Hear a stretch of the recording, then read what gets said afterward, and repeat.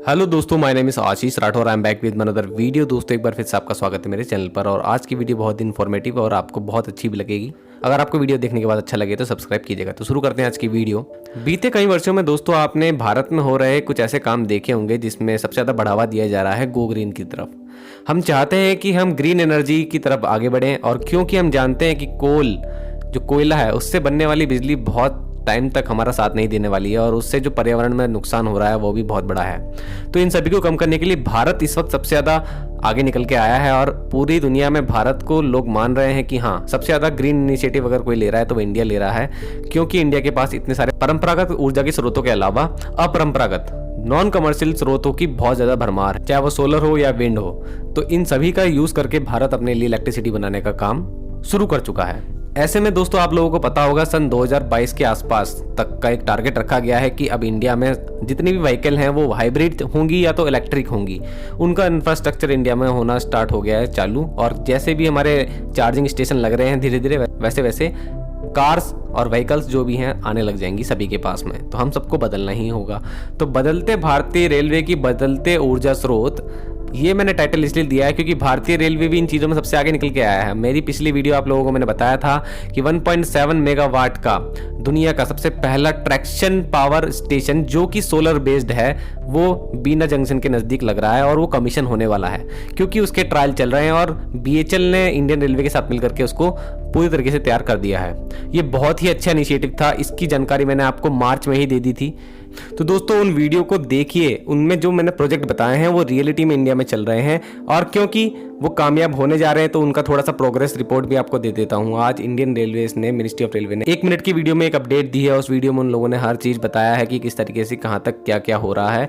आप उसको पढ़ लीजिएगा, मैं अभी चला दूंगा उसको, और साथ में आपको उसमें अपडेट पता लग जाएगी कि विंड एनर्जी में भी क्या हो रहा है। इंडियन रेलवे की ट्रेन्स को हम सोलर से नहीं चला सकते, हम जानते हैं वो इकोनॉमिकल भी नहीं होगा। हम क्यों ना पूरी की पूरी इलेक्ट्रिसिटी सोलर से बनाएं। तो इस तरीके के प्लांट के बारे में मेरे पास पिछली बार क्वेश्चन आए थे कि ये हाइब्रिड होंगे या कैसे होंगे, क्योंकि अगर बादल होगा, बारिश का दिन होंगे या फिर रात होगी तो हम इलेक्ट्रिसिटी कैसे बनाएंगे, क्योंकि इन प्लांट का कोई डाटा रिवील तो नहीं हुआ है। मैं अपने नॉलेज के हिसाब से बता सकता हूँ कि इस तरीके के बड़े प्लांट जो ये ऐसे लोड को सप्लाई करेंगे इलेक्ट्रिसिटी जो कि लोड कांस्टेंट भी नहीं है, मतलब कि जो रेलवे का लोड है, तो इस तरीके के लोड के लिए जो प्लांट होंगे वो हाइब्रिड ही होंगे।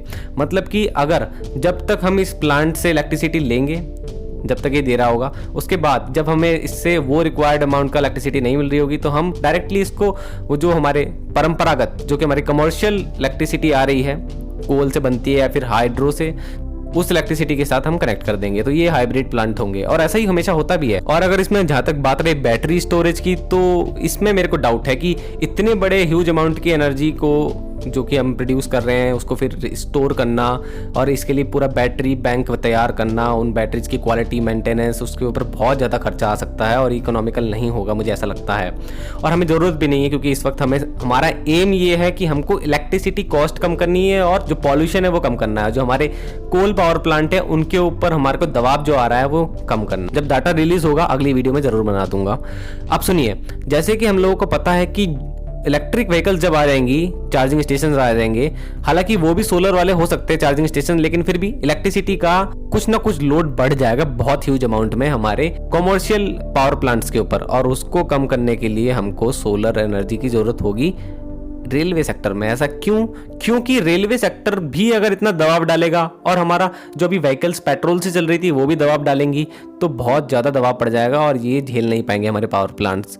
तो इसीलिए रेलवे को कुछ ना कुछ तो अपना इंतजाम करना ही होगा। तो रेलवे ने इंतजाम करना शुरू कर दिया है, चाहे वो रूफटॉप प्लांट हो, क्योंकि अभी रेलवे स्टेशन के ऊपर आपने देखा होगा कि रूफटॉप प्लांट आपको दिख रहे होंगे, लग रहे होंगे, और रेलवे की जो लाइटिंग है वो भी पूरी तरीके से रूफटॉप प्लांट से ही चल रही है।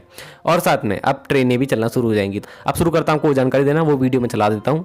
सबसे पहले 1.7 मेगावाट का जो प्लांट है वो कमीशन होने वाला है बीना के नज़दीक जो बन रहा है, वो तो मैंने आपको पहले बता दिया था। और साथ में हरियाणा में जो दीवाना रेलवे स्टेशन के नज़दीक बन रहा है वो भी बहुत जल्दी बन के तैयार हो जाएगा, 2 मेगावाट का जो प्लांट है। तो उसके बारे में अपडेट आपको मैं देता रहूँगा। फिलहाल आगे अब इन लोगों ने जो वीडियो बनाई है इसके माध्यम से उन्होंने बताया है कि 500 मेगावाट की एनर्जी सोलर रूफटॉप प्लांट से इस वक्त जनरेट हो रही है। अब land based solar for running train, यही मैं आपको बता रहा था, ये वर्ल्ड में पहली बार होगा कि रनिंग ट्रेन को लैंड बेस्ड सोलर के द्वारा इलेक्ट्रिसिटी दी जाए। तो ये आपको जानकारी है ही कि 1.7 मेगावाट का जो मध्य प्रदेश में बन रहा है।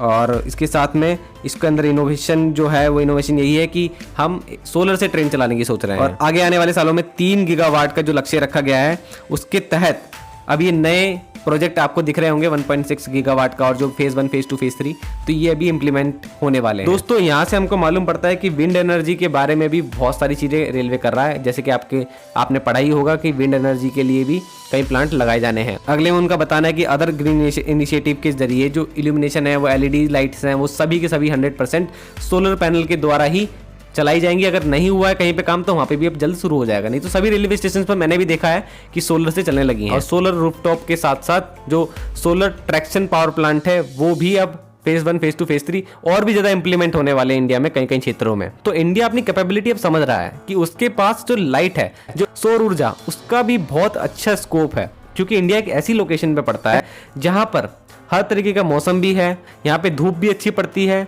और जहाँ जहाँ ऐसे स्थान है जहाँ पर हमेशा वहाँ पे धूप खिली रहती है वहाँ पर तो हम ऐसे प्लांट अच्छी मात्रा में लगा ही रहे हैं। तो रेलवे के सेक्टर में जो हो रहा है वो तो हमने जान लिया। इन चीज़ों के प्रोग्रेस के बारे में आपको मेरे चैनल पे और भी आगे जानकारी मिलती रहेगी। दोस्तों इसमें मेरा इंटरेस्ट इसलिए भी है क्योंकि मेरा फाइनल ईयर का जो प्रोजेक्ट था कॉलेज का वो भी मेरा इसी के ऊपर बेस्ड था। हमने भी एक हाइब्रिड प्लांट का मॉडल तैयार करा था। उस हाइब्रिड प्लांट पर हमने विंड, सोलर और पीजो इलेक्ट्रिक का यूज़ किया था, जिससे कि हम जो नेशनल हाईवेज हैं वहाँ पर भी इलेक्ट्रिसिटी जनरेट कर सके। रेलवे में तो हमें एक लैंड मिल जाएगा बगल में, हाईवेज पे भी ऐसा काम हो सकता है, ऐसा हमारा भी मॉडल था। तो मेरा तो बहुत इंटरेस्ट इन चीज़ों में और आप लोगों को मैं अपने इंटरेस्ट के अकॉर्डिंग टेक्निकली साइंटिफिक वे में आप ये चाहते हैं कि मैं इसको पढ़ाऊँ, मतलब कि समझाऊँ कैसे ये प्लांट काम करते हैं, तो अगर आप चाहते हैं तो मैं अच्छे से इसको तैयार करके बताऊंगा। वैसे तो मैं पूरी कोशिश करता हूँ टेक्निकल वीडियोस लाने की, अगर आप लोग सपोर्ट करेंगे तो मैं और भी लाऊंगा, लेकिन क्योंकि सपोर्ट नहीं होगा तो यार फिर मज़ा नहीं आएगा। वैसे तो मैंने चैनल में और भी बहुत पहले अपलोड करी हैं लेकिन उनको इतना सपोर्ट नहीं मिला। अगर आप चाहते हैं तो प्लेलिस्ट का लिंक मैंने डिस्क्रिप्शन में दे दिया है और आगे अगर आप चाहते हैं कि मैं टेक्निकली जैसे बताते हैं कि कैसे ये चीज़ें होती हैं, OHE में कैसे काम होता है, इलेक्ट्रिसिटी का जितना भी वर्क है और भी टेक्निकल टर्म्स हैं उनको समझाना है, उनको समझना चाहते हैं तो मेरे को कमेंट कीजिएगा। तो आज के लिए इतना ही। वंदे मातरम, भारत माता की जय।